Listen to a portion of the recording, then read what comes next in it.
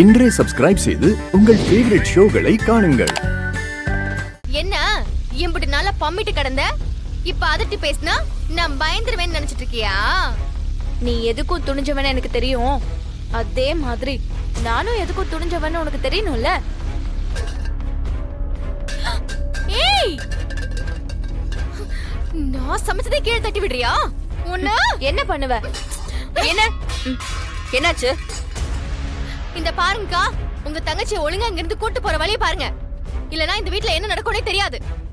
நான் சமைச்சிட்டு இருக்கேன், அதை தட்டி விட்டு பிரச்சனை பண்ணிட்டு இருக்கா. நானும் சமைக்க தான் வந்தேன். உனக்கு எதுக்குடி இந்த வேலை? அக்கா, நீ பேசாம இரு. இந்த சமையல் கட்டுக்கு நான் என் புருஷனுக்கு சமைக்க வந்தேன். அதை தடுக்கிறதுக்கு இவளுக்கு எந்த ரைட்ஸும் இல்ல.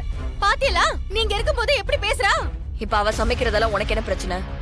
2 அடுப்பு இருக்குல்ல, உனக்கு அங்க சமைக்கணும்னா நீ சம, இன்னொரு அடுப்புல என் தங்கச்சி சமைச்சுப்பா, புரியுதா? இந்த மாதிரி தேவையில்லாம இவளை டிஸ்டர்ப் பண்ற வேலை எல்லாம் வேண்டாம். அக்கா தங்கச்சி எல்லாம் ஒன்னா சேர்ந்துக்கிட்டு என்னைய காலி பண்ணலான்னு பாக்குறீங்களா? நாங்களா உன்னைய எதுவும் பண்ண மாட்டோம். யாரு தப்பு பண்ணிருந்தாலும் அந்த தப்புக்கான தண்டனை அனுபவிச்சுதான் ஆகணும். அது உனக்கு மட்டும் இல்ல, எல்லாருக்குமே பொருந்தும். எதுக்கு இந்த தேவையில்லாத பிரச்சனை? இந்த பிரச்சனை இதோட விட்டுரு. ஆமா, வள்ளியம்மா எங்க? ஏன் உங்களுக்கு தெரியாதா? எங்களுக்கு தெரியாத மாதிரி தான் அவங்களை உன் ரூம்ல வச்சிருக்கே. உன்னைய பிருந்தா, எங்க அவங்க? ரூம்ல தூங்கிட்டு இருக்காக, யாரையும் தொந்தரவு பண்ண வேண்டாம்னு சொல்ல சொன்னாங்க. வழக்கமா அவங்க தானே சமைப்பாங்க, ஏன் இன்னைக்கு இப்படி சொல்லிருக்காங்க?